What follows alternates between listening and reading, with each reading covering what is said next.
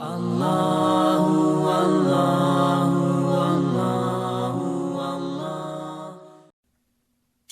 قیامہ مکی صورت ہے. ہجرت سے پہلے اس کا نزول ہوا. قرآن پاک کی ترتیب کے اعتبار سے اس کا نمبر 75 ہے. قرآن پاک کے نازل ہونے کے اعتبار سے اس کا نمبر 31 ہے. اس میں 2 رکوع ہیں اور 40 آیتیں ہیں. 199 کلمات ہیں اور 692 حروف ہیں. بسم اللہ الرحمن الرحیم. اللہ کے نام سے شروع جو نہایت مہربان رحم والا. لا اقسم بیوم القیامہ، قیامت کے دن کی قسم یاد فرماتا ہوں. ولا اقسم بالنفس اللوامہ، اور اس جان کی قسم جو اپنے اوپر بہت ملامت کرے. تم مرنے کے بعد ضرور اٹھائے جاؤ گے. قیامت کی قسم کو یاد فرمایا گیا. اللہ تعالی نے نفس لوامہ کی قسم کو یاد فرمایا،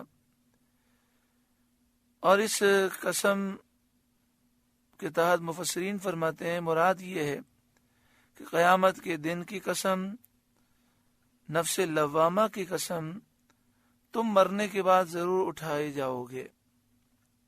نفس لوامہ، جس کا ترجمہ اعلی حضرت امام اہل سنت امام احمد رضا علیہ رحمہ نے اس طرح فرمایا: ولا اقسم بالنفس اللوامہ، اور اس جان کی قسم جو اپنے اوپر بہت ملامت کرے، یعنی متقی ہو، پرہیزگار ہو، بہت زیادہ عبادت کرنے والا ہو، لیکن پھر بھی اپنی عبادت کو کم سمجھے، پھر بھی اپنے آپ کو گناہگار سمجھے، یعنی پوری رات عبادت میں مثلاً گزر جائے تو سحری کے وقت اس بات پر افسوس ہو کہ میں نے یہ عبادت کی ہے، اس میں جس طرح مجھے خشوع و خضوع چاہیے تھا میں حق ادا نہ کر سکا.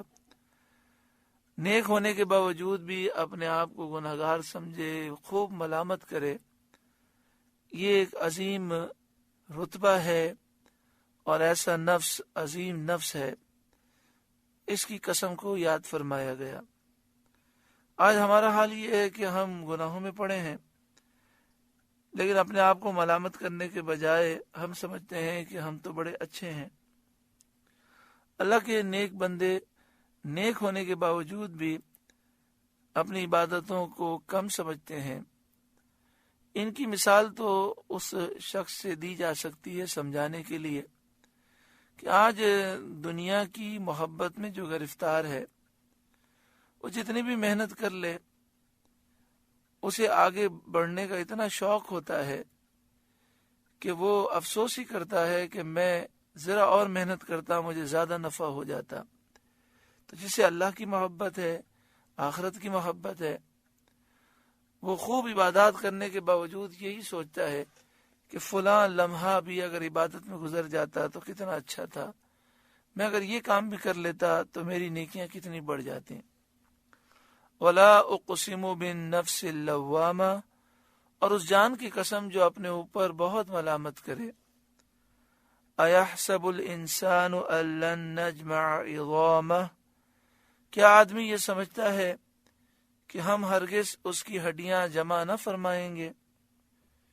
یہاں آدمی سے مراد کافر ہے جو قیامت کا منکر ہے، قیامت کے دن لوگوں کے زندہ کیے جانے کا منکر ہے. یہ آیت عدی بن ربیعہ کے لیے نازل ہوئی، جس نے نبی کریم صلی اللہ علیہ وسلم سے کہا تھا کہ اگر میں قیامت کا دن دیکھ بھی لوں، جب بھی میں نہ مانوں اور آپ پر ایمان نہ لاؤں، کیا اللہ تعالیٰ بکھری ہوئی ہڈیاں جمع کر دے گا؟ اس پر یہ آیت نازل ہوئی، جس کے معنی یہ ہیں کہ کیا اس کافر کا یہ گمان ہے کہ ہڈیاں بکھرنے اور گلنے اور ریزہ ریزہ ہو کر مٹی میں ملنے اور ہواؤں کے ساتھ اڑ کر دور دراز مقامات میں منتشر ہو جانے سے ایسی ہو جاتی ہیں کہ ان کا جمع کرنا کافر ہماری قدرت سے باہر سمجھتا ہے۔ یعنی کافر یہ گمان کرتا ہے کہ جب ہڈیاں بکھر جائیں گی، گل جائیں گی، ریزہ ریزہ ہو کر مٹی میں مل جائیں گی اور ہواؤں کے ساتھ اڑ کر دور دراز مقامات پر پہنچ جائیں گی، تو کیا وہ یہ سمجھتا ہے کہ اللہ تعالی دوبارہ ان کو جوڑنے اور پیدا کرنے پر قادر نہیں؟ یہ گندا خیال، یہ خیال فاسد اس کے دل میں کیوں آیا؟ اور اس نے کیوں نہ جانا کہ جو پہلی بار پیدا کرنے پر قادر ہے وہ مرنے کے بعد دوبارہ پیدا کرنے پر ضرور قادر ہے۔ اَيَحْسَبُ الْإِنسَانُ أَن لَّن نَّجْمَعَ عِظَامَهُ، کیا آدمی یہ سمجھتا ہے کہ ہم ہرگز اس کی ہڈیاں جمع نہ فرمائیں گے؟ بلا، کیوں نہیں، قادرین، ہم قادر ہیں، علی ان نسوی بنانہ، کہ اس کے پور ٹھیک بنا دیں، یعنی اس کی انگلیاں جیسی تھیں بغیر فرق کے ویسی ہی کر دیں، ہم اس پر قادر ہیں، اور ان انگلیوں کی ہڈیاں ان کے موقع پر پہنچا دیں۔ جب چھوٹی چھوٹی ہڈیاں اس طرح ترتیب دے دی جائیں تو بڑی ہڈیوں کا کیا کہنا؟ اللہ تعالیٰ چھوٹی چھوٹی ہڈیوں کو دوبارہ بنانے پر اور جوڑنے پر قادر ہے، تو بڑی بڑی ہڈیوں کو، پورے جسم کو بنانے پر بھی قادر ہے۔ بل یرید الانسان لیفجر امامہ، بلکہ آدمی چاہتا ہے کہ اس کی نگاہ کے سامنے بدی کرے۔ یعنی انسان کافر جو قیامت کا انکار کرتا ہے اس وجہ سے نہیں کرتا کہ کوئی دلیل اسے نہیں ملی یا اسے کوئی شبہ ہے، بلکہ حال یہ ہے کہ وہ بحال سوال بھی اپنے فجور پر، گناہ پر قائم رہنا چاہتا ہے، کہ بطریق استہزاء مذاق اڑانے کے لیے پوچھتا ہے قیامت کا دن کب ہوگا۔ یعنی انسان اپنے نفس کو گناہوں کی لذتوں سے چھوڑنا نہیں چاہتا، وہ اپنے نفس کو گناہوں کی لذتوں سے دور کرنا نہیں چاہتا، وہ چاہتا ہے خوب گناہ کرے، تو اس لیے ہر وہ چیز جو اسے گناہ سے روکنے والی ہے اس کو جھٹلا رہا ہے۔ وہ سوچتا ہے اگر میں قیامت کو مان لوں گا، قیامت پہ سوچوں گا تو ساری لذتیں میری چھوٹ جائیں گی۔ بل یرید الانسان لیفجر امامہ، بلکہ آدمی چاہتا ہے کہ اس کی نگاہ کے سامنے بدی کرے، گناہ کرے۔ حضرت عبداللہ بن عباس رضی اللہ تعالی عنہما نے اس آیت کے معنی میں فرمایا کہ آدمی قیامت کے دن کو، وہاں اٹھنے کو اور حساب کو جھٹلاتا ہے جو اس کے سامنے ہے۔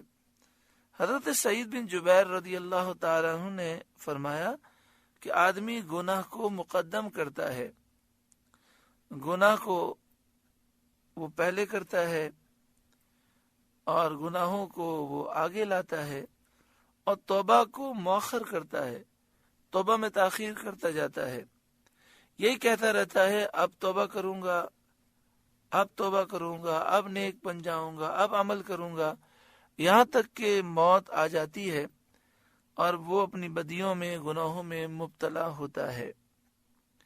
یسأل ایان یوم القیامہ، پوچھتا ہے قیامت کا دن کب ہوگا۔ فَإِذَا بَرِقَ الْبَصَرُ، پھر جس دن آنکھیں چندیائے گی اور حیرت دامن گیر ہوگی، جس دن آنکھیں حیران اور پریشان رہ جائیں گی۔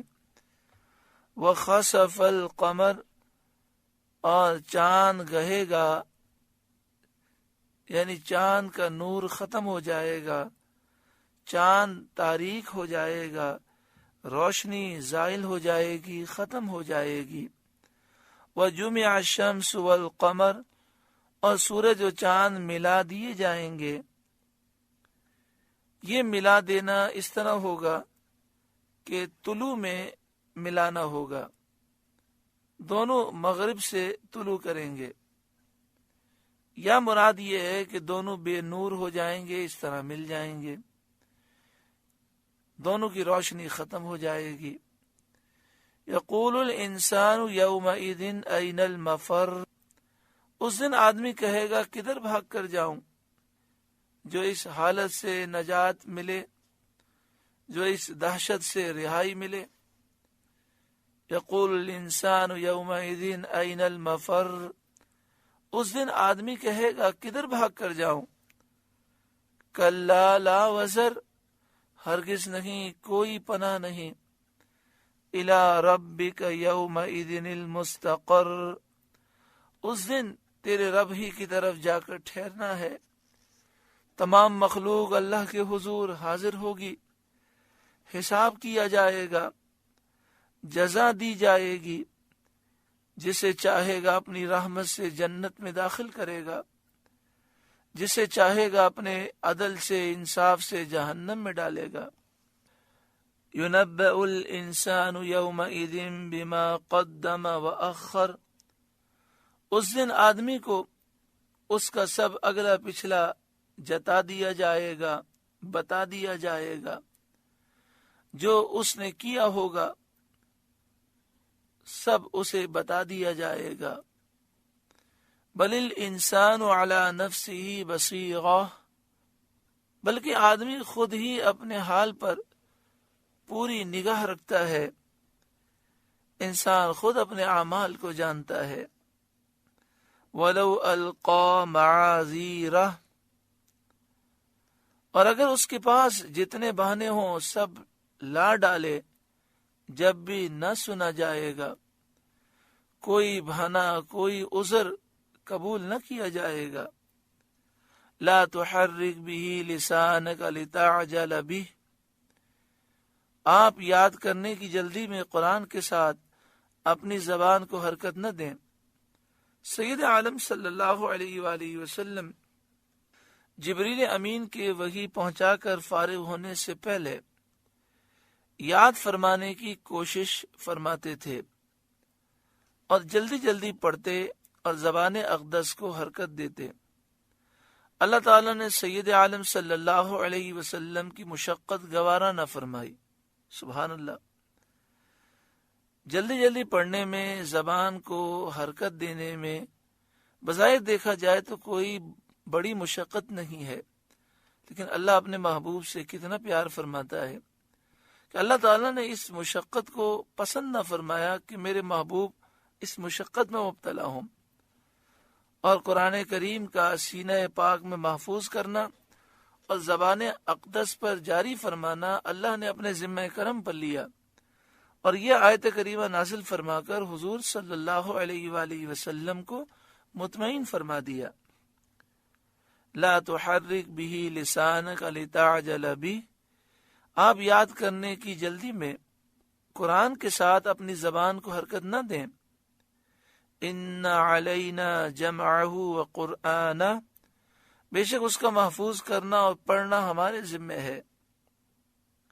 آپ کے سینے مبارک میں محفوظ بھی ہم کریں گے، اور آپ کا پڑھنا یہ بھی ہمارے ذمہ ہے۔ فَإِذَا قَرَأْنَاهُ فَاتَّبِعْ قُرْآنَهُ، تو جب ہم اسے پڑھ چکیں اس وقت اس پڑھے ہوئے کی اتباع کریں، یعنی آپ کے پاس وحی آ چکے مکمل ہو جائے، اس وقت اس پڑھے ہوئے کی اتباع کریں۔ اس آیت کے نزول ہونے کے بعد نبی کریم صلی اللہ علیہ وآلہ وسلم وحی کو با اطمینان سنتے، اور جب وحی تمام ہو جاتی، مکمل ہو جاتی، تب آپ پڑھتے تھے۔ ثم ان علینا بیانہ، پھر بے شک اس کی باریکیوں کا آپ پر ظاہر فرمانا ہمارے ذمہ ہے۔ یعنی اس قرآن میں جو علوم اور معانی کے خزانے ہیں، اس میں اولین و آخرین کا جو علم ہے وہ ظاہر ہم فرمائیں گے آپ پر۔ کلا بل تحبون العاجلہ، کوئی نہیں، بلکہ اے کافروں تم پاؤں تلے کی دوست رکھتے ہو، تم دنیا کی محبت میں مبتلا ہو، جو عاجلہ ہے، پاؤں تلے ہے، ذلیل ہے، یعنی تمہیں دنیا کی چاہت ہے۔ وَتَذَرُونَ الْآخِرَةَ، اور آخرت کو چھوڑے بیٹھے ہو۔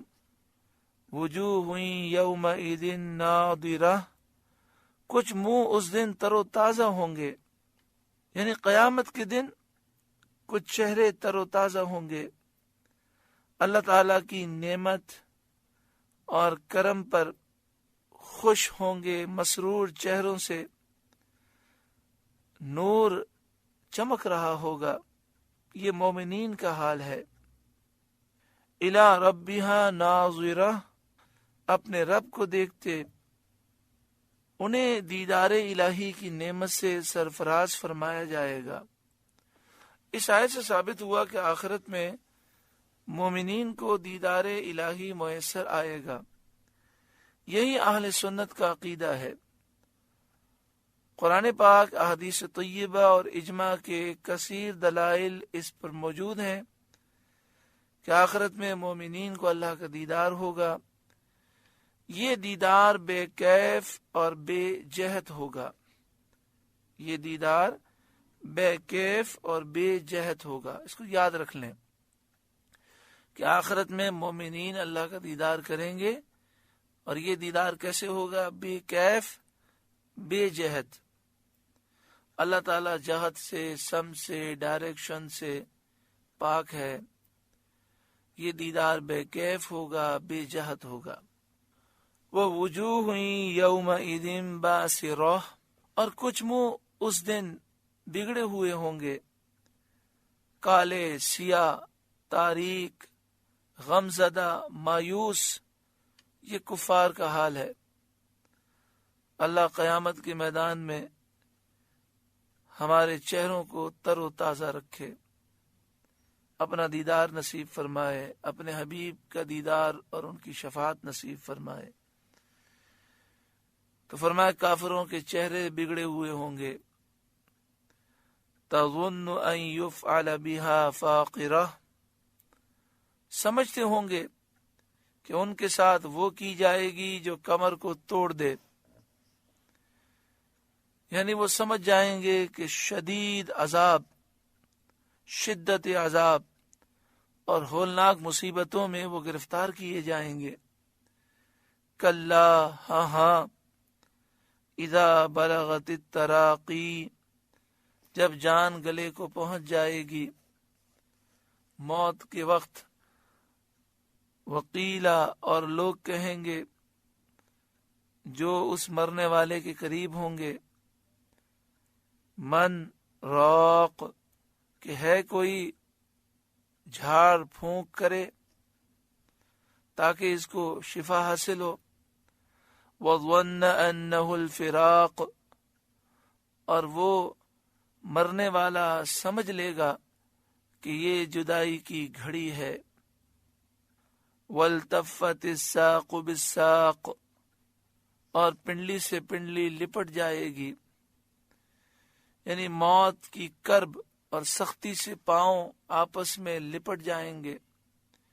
یا یہ معنی ہے کہ دونوں پاؤں کفن میں لپیٹے جائیں گے، یا یہ معنی ہے کہ شدت پر شدت ہوگی، ایک دنیا کی جدائی کی سختی، اس کا غم، اس کے ساتھ موت کی تکلیف، اس کا کرب، یا ایک موت کی سختی اور اس کے ساتھ آخرت کی سختیاں۔ اِلَىٰ رَبِّكَ يَوْمَئِذٍ الْمَسَاقُ، اس دن تیرے رب ہی کی طرف ہانکنا ہے، یعنی بندوں کا رجوع اللہ ہی کی طرف ہے، وہی ان میں فیصلہ فرمائے گا۔ یقیناً یہ موت کا وقت ہر ایک پر آنے والا ہے، نہ جانے اب کتنے لمحات ہمارے باقی ہیں۔ اللہ تعالی ہم پر کرم فرمائے، ہماری سستی، کاہلی، غفلتیں دور ہوں، دل کا زنگ دور ہو۔ اللہ ہماری تمام ظاہری باطنی برائیاں، گناہوں کی عادتیں دور فرمائے۔ جب ہمارا وقت آخیر ہو تو اللہ خیر و عافیت کے ساتھ ہمیں خاتمہ بالایمان محبوب کریم کے جلووں میں نصیب فرمائے۔ آمین بجاہ سید المرسلین صلی اللہ علیہ وآلہ وسلم۔ سورہ قیامہ کا پہلا رکوع مکمل ہوا۔ اللہ تعالیٰ اس رکوع کے نور سے ہمارے قلوب کو روشن اور منور فرمائے۔ اللہ اللہ اللہ